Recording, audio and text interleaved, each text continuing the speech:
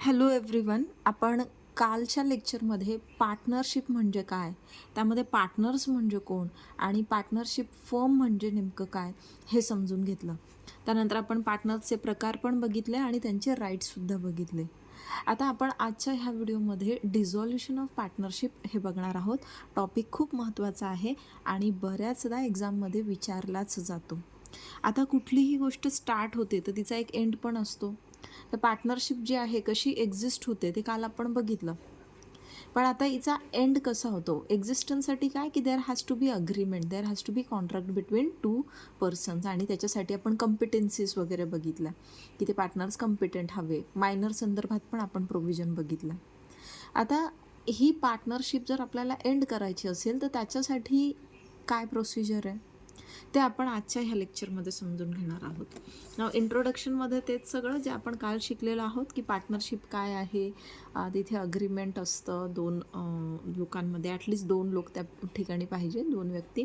Than Indian partnership act जो आहे याच्या अंतर्गत हे प्रोव्हिजन्स जे आहे ते दिलेले आहे वगैरे वगैरे. So introduction it is all what we studied yesterday, ते त्या ठिकाणी तुम्ही मेन्शन करायचं आहे. आता पार्टनरशिपचं डिझॉल्युशन जे आहे त्याच्यासाठी बरेच रिझन्स असू शकतात. ओके, की there could be like many reasons की ड्यू टू विच ती पार्टनरशिप जी आहे ती एंड होते. आता दोन प्रकार असू शकतात की एक आहे की तुमची पार्टनरशिप एंड होते, ठीक आहे. डिझॉल्युशन जे आहे, डिझॉल्युशन काय आहे बेसिकली टर्मिनेशन आहे. आणि दुसरं आहे की तुमची पार्टनरशिप फर्म जी आहे ती डिझॉल्व्ह होते. आता पार्टनरशिप डिझॉल्व्ह होते म्हणजे काय की suppose there R this 3 people, okay, they are partner in a certain business. Now this person is getting retired किंवा this person does not want to continue. Instead of this person or this partner we may say some new partner has been admitted. तर तेव्हा फक्त काय, आता हे बाकीचे दोन partner तर तसेच असणार आहे, पार्टनरशिप फर्म पण तशीच असणार आहे, फक्त एक व्यक्ती त्यातला जातोय आणि नव्याने एक नवीन त्या ठिकाणी ॲडमिट होतोय. पार्टनरशिप फर्मचं डिझॉल्युशन म्हणजे काय, एंटायर यांचे जे रिलेशन्स आहे ॲज अ पार्टनर हे त्या ठिकाणी टर्मिनेट होत असतात. They come to an end. Okay, now let's understand what they have said की dissolution what it refers to the termination of partnership as well as the cessation of its various business activities. मग partnership जी आहे तुमची ती end झाली की obviously तुमचे जे बिझनेस ॲक्टिव्हिटीज आहेत त्या पण सीज होता, म्हणजे त्याचं सेसेशन होतं ना. जेव्हा टर्मिनेशन म्हणजे डिझॉल्युशन त्या ठिकाणी होत असतं तर तिथे शेअर ऑफ प्रॉफिट लॉसेस जो आहे त्या पार्टनर्सचा तो पण इक्वल असतो. म्हणजे डिझॉल्युशन झाल्यानंतर असं नाही की लायबिलिटीज ज्या आहे तुमच्या काही राहणार नाही. ज्या काही लायबिलिटीज असतात टुवर्ड्स थर्ड पार्टी त्या पार्टनर्सला, सगळ्या पार्टनर्सला त्या फुलफिल करायला लागतात, म्हणजे पे ऑफ करायला लागतात. Then dissolution doesn't have any tax consequences. डिझॉल्युशनचे काही टॅक्स कॉन्सिक्वेन्सेस नसतात त्या ठिकाणी, म्हणजे you don't have to pay any taxes and all just for dissolution. पण तुमचं काही आउटस्टँडिंग अमाऊंट असेल तर डेफिनेटली ती पे करायला लागणार आहे. नाव इथे रिझन्स आपण बघूयात आता की रिझन्स काय असू शकतात डिझॉल्युशन ऑफ पार्टनरशिप करता.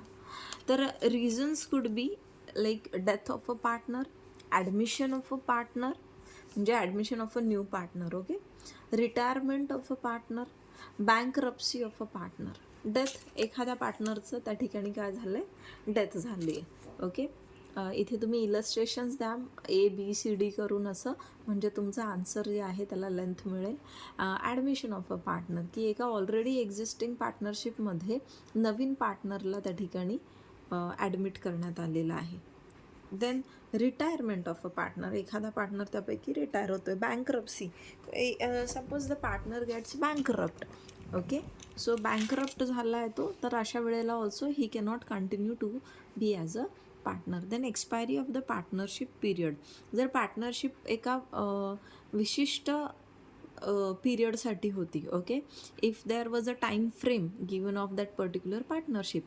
आता बऱ्याचदा काही कामं अशी असतात ना की एखादी फर्म जी आहे किंवा एखादी पर्टिक्युलर ऑर्गनायझेशन ते काम पूर्ण नाही करू शकत. फॉर एक्झाम्पल जसा बघा दसरा मेळावा झाला होता है ना, मुंबईला जो दसरा मेळावा झाला. आता त्या ठिकाणी लाखो लोक आले होते आणि ह्या लाखो लोकांच्या जेवणाची सुद्धा व्यवस्था केली होती. लाईक पुलाव आणि वडापाव वगैरे असले काही आयटम्स होते त्या ठिकाणी. मग आता कुठल्याही एका हॉटेल इंडस्ट्री असेल किंवा कुठली पण फूड लाईनमधले कुठली पण अशी एखादी व्हॉट वी कॅन से की ऑर्गनायझेशन म्हणा किंवा अदरवाईज एखादी फर्म वगैरे जे काही असेल, केटरिंग सर्व्हिसेसवाले, हे त्या ठिकाणी ही इतकी मोठी म्हणजे 1,00,000 लोकांसाठी जेवण त्या ठिकाणी बनवायचं आणि ते सुद्धा फ्रेश बनवायचं. बरं ते असं नाही आहे ना की काहीतरी असा एक नॉन पेरिशेबल आयटम आहे की जो तो तुम्हाला फक्त प्रोड्यूस करून ठेवायचा आहे तुमच्या इथे, काही फरक नाही पडणार. नाही, इथे काय तुम्हाला फ्रेश फूड जे आहे ते पर्टिक्युलर टाईम पिरियडमध्ये अवेलेबल करायचं होतं. मग हे कुठल्या एका केटरिंग सर्व्हिसेससाठी किंवा फूड लाईन किंवा फूड चेनमध्ये जे लोक आहेत त्यांना पॉसिबल होतं का? नाही. मग अशा वेळेला काय आहे की ते बरेच सगळे असे फूड लाईनवाले जे लोक आहेत ते एकत्र येतात and they form a partnership here. आणि ही पार्टनरशिप किती पिरियडसाठी आहे? पर्टिक्युलरली फॉर दिस दसरा मेळावा ओनली. ह्या दिवसासाठी जे काही जेवणाची तयारी करायची आहे. म्हणजे इथे काय, हे पार्टनरशिप जी आहे त्यांची पर्टिक्युलर पिरियडसाठी होती. मग हे पर्पज सॉल्व झालं की ऑटोमॅटिकली अगेन हे आपले आपले सेपरेटली जे आधी जसं काम करत होते तसं करणार, यांची partnership will come to an end. तर याच्यासाठी आपण कसं लक्षात ठेवू शकतो? तर बियर्ड असं लक्षात ठेवा. Reasons for the dissolution of partnership. काय लक्षात ठेवायचं? Beard. B for bankruptcy of a partner. E for expiry of the partnership period. A for admission of a new partner. R for retirement of a partner. D for death of a partner. बरं, मग आता हे डिझॉल्युशन संदर्भातचे जे provision आहे basically आता कुठे दिलेलं आहे? सेक्शन 39 जो आहे पार्टनरशिप ॲक्टचा आपला, जो the Indian partnership act, it defines dissolution of the firm. ठीक आहे. It states that when the dissolution of the partnership between all the partners of the firm occurs, this is called dissolution of the firm. म्हणजे काय सांगितलं आहे की suppose there are these 4 partners let us say. मग ह्या 4ही पार्टनरमध्ये जेव्हा partnership जी आहे ती डिझॉल्व्ह होते, तर अल्टिमेटली जे पार्टनरशिप फर्म आहे ते फर्मसुद्धा काय होतं? डिझॉल्व्ह होतं. Now let us understand modes of dissolution. आता डिझोल्युशनचे मोड्स काय आहेत, म्हणजे कुठल्या प्रकारे डिझोल्युशन जे आहे त्या ठिकाणी अकर होतं. Now when any of the partner leaves the partnership dissolve. जेव्हा कुठला एखादा पार्टनर सोडून जातो ती पार्टनरशिप फर्म, तेव्हा काय आहे त्या ठिकाणी पार्टनरशिप डिझॉल्व होते, फर्म नाही. पण सगळे पार्टनर जर सोडून गेले तर मग काय होणार? पार्टनरशिप फर्मसुद्धा डिझॉल्व होणार. आता इथे बघा, एक आहे by an act of partners. ठीक आहे. दुसरा आहे by operation of law. Third is by the court's decree. Fourth is statement of dissolution. Fifth is personal notification.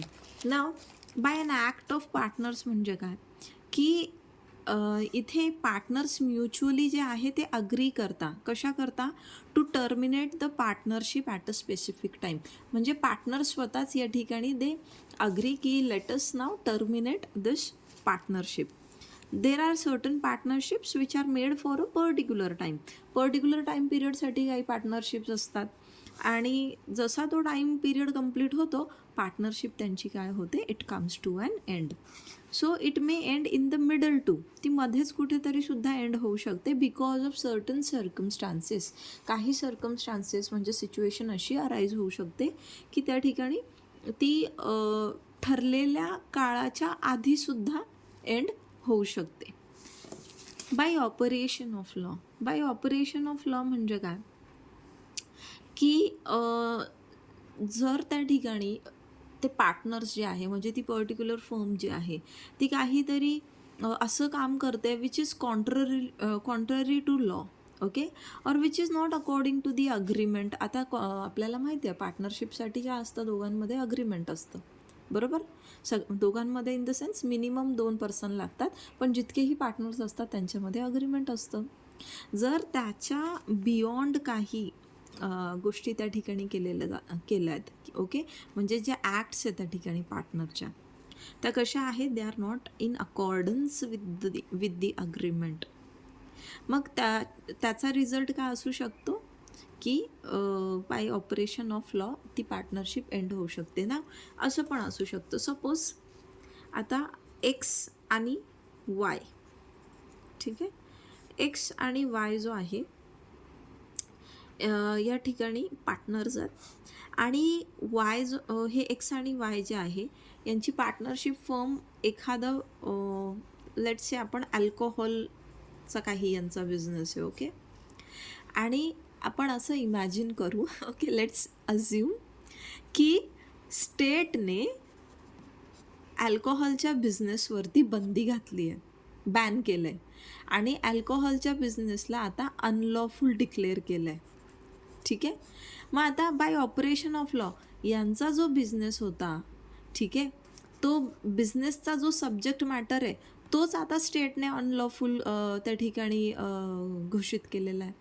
त्यामुळे मग काय आहे, यांची partnership automatically due to operation of law it will come to an end by the court's decree. मग कोर्टसुद्धा या ठिकाणी partnership जी आहे ते डिझॉल्व्ह करू शकतं, म्हणजे त्यासाठी तशी डिक्री पास करू शकतं. कधी, जेव्हा त्यातला एखादा पार्टनर जो आहे तो इनकेपेबल टू वर्क झाला आहे, म्हणजे when the partner is incapable to work, if the partner is mentally unstable, तो मेंटली स्टेबल नाही आहे, किंवा तो पार्टनर मिसबिहेव करतो which creates a bad impact on the partnership, then if there is a breach of the agreement by partner, जे agreement आहे अग्रीमेंटचं त्याने ब्रीच केलं आहे सातत्याने, सो अशा वेळेला कोर्ट जे आहे डिझॉल्युशनसाठी डिक्री पास करू शकतो. ऑब्व्हियसली इथे म्हणजे एखादी पार्टी ऑलरेडी कोर्टात गेलेली असते, सूट फाईल केलेला असतो आणि त्या बेसिसवर मग ते फॅक्ट्स वगैरे कन्सिडर करून कोर्टाकडे ही पॉवर आहे. नाव स्टेटमेंट ऑफ डिझॉल्युशन. मग इथे स्टेटमेंट ऑफ डिझॉल्युशन जे आहे हे फाईल केलं जातं स्टेटच्या सेक्रेटरीकडे. त्याला सगळी इन्फॉर्मेशन जी आहे regarding to that particular partnership firm, त्याचं नाव, डेट, कधी इनकॉर्पोरेट झाली होती, incorporate in the sense incorporation तर नसतं याच्यासाठी, बट बेसिकली कधी ती एक्झिस्ट झाली, when they came together as a partners, and reason of dissolution. कारण पार्टनरशिपमध्ये रजिस्ट्रेशन इज नॉट कंपल्सरी है ना, it is not mandatory. Now personal notification. Personal notification काय की by giving personal notice to the partnership's creditors. आता त्या पार्टनरशिपचे जे कोणी क्रेडिटर्स आहेत तर त्यांना पर्सनल नोटीस देणं की आता म्हणजे आम्ही डिझॉल्व्ह करतो आहे ही पार्टनरशिप वगैरे वगैरे, आणि जे पण असोसिएटेड आहे लोक त्या ठिकाणी त्यांच्या पार्टनरशिप फर्मसोबत, तर त्यांना त्या ठिकाणी इंटिमेट करणं, बेसिकली माहिती देणं, इन्फॉर्म करणं. Also inform who is associated with the partnership by publishing the notification in a newspaper. मग न्यूजपेपरमध्ये तसं त्यांना ते नोटिफिकेशन जे आहे ते पब्लिश करायला लागतं. नाव स्टॅच्युटरी प्रोव्हिजन्स रेग्युलेटिंग पार्टनरशिप डिझॉल्युशन. आता बघा, सेक्शन 4मध्ये आपल्याला डिफाईन केलं आहे पार्टनरशिप, सेक्शन 6मध्ये सांगितलं आहे modes of existence of partnership, 45मध्ये liabilities of the partner after dissolution of partnership, म्हणजे पार्टनरशिप डिझॉल्व झाल्यानंतर काय लायबिलिटीज असतात हे आपल्याला 45मध्ये सांगितलं आहे. 46मध्ये दिलेलं आहे rights of the partners regarding the business after dissolution, त्यानंतर डिझॉल्युशन नंतर त्यांचे काय राईट्स असतात, आणि 48मध्ये modes of the settlement of account of partners after dissolution. आता काय राईट्स आहेत यांचे 46मध्ये आपल्याला सांगितले की राईट टू इक्विटेबल लियन. आता लियन काय आहे आपण हे ऑलरेडी स्टडी केलेलं आहे, राईट, कॉन्ट्रॅक्टमध्ये. You all know what is lien. आपण सेल ऑफ गुड्सचा जो कॉन्ट्रॅक्ट आहे त्याच्यामध्ये बघितलेलं होतं. नाव as the firm dissolves, there are certain rights which every partner of the firm possesses, like right to retain the share of the property which have been utilized in paying off debts and liabilities and rights to have surplus distributed among all the partners. म्हणजे काय right असतं डिझॉल्युशन नंतर प्रत्येक पार्टनरकडे, की त्या ठिकाणी त्या जे काही प्रॉपर्टी आहे, retain the share of property. Okay, जी डेट्स पे ऑफ करण्यासाठी जी आहे त्यांनी यूज केली होती, तर त्याच्यामध्ये जो शेअर आहे त्यांचा तो रिटेन करण्याचा त्यांच्याकडे राईट आहे. आणि जर काही सरप्लस असेल त्या पार्टनरशिपकडे म्हणजे त्या फर्मकडे, ज्या पण सरप्लस अमाऊंट्स असतील तर त्या इक्वली सगळ्यांमध्ये डिस्ट्रीब्यूट झाल्या पाहिजे, हा पण त्यांचा राईट आहे. Right to return of premium. आता प्रत्येक पार्टनर काय करतो, पार्टनरशिप ज्यावेळेस फॉर्म होते त्यावेळेला एक सर्टन अमाऊंट जी आहे ती डिपॉझिट करतो, त्याला प्रीमियम म्हटलं जातं. मग ते प्रीमियम परत मिळण्याचा त्यांचा अधिकार असतो, तो रिटर्न मिळत असतो. कधी, जेव्हा पार्टनरशिप डिझॉल्व्ह होते.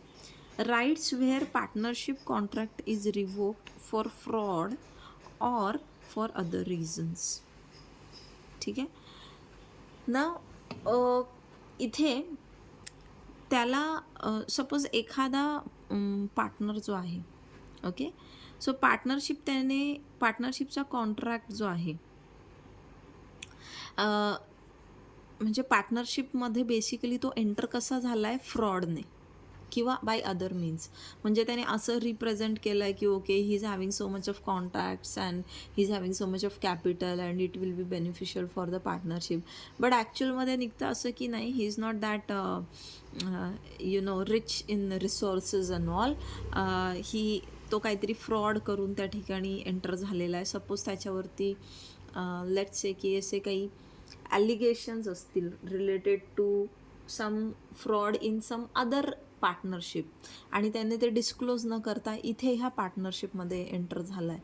मग अशा वेळेला पार्टनर्सकडे, दुसऱ्या पार्टनर्सकडे राईट असतो काय, की ते कॉन्ट्रॅक्ट जे आहे ते रिवोक करू शकतात. Then right to restrain the use of the firm's name or property. मग इथे प्रत्येक पार्टनर जो आहे दुसऱ्या पार्टनरला त्या फर्मचं नाव किंवा फर्मची प्रॉपर्टी जी आहे डिझॉल्युशन नंतर यूज करण्यापासून स्टॉप करू शकतो. ठीक आहे, म्हणजे एकदा डिझॉल्व झाल्यानंतर त्या पार्टनरशिप फर्मचं नाव जे आहे ते यूज करायचं नसतं.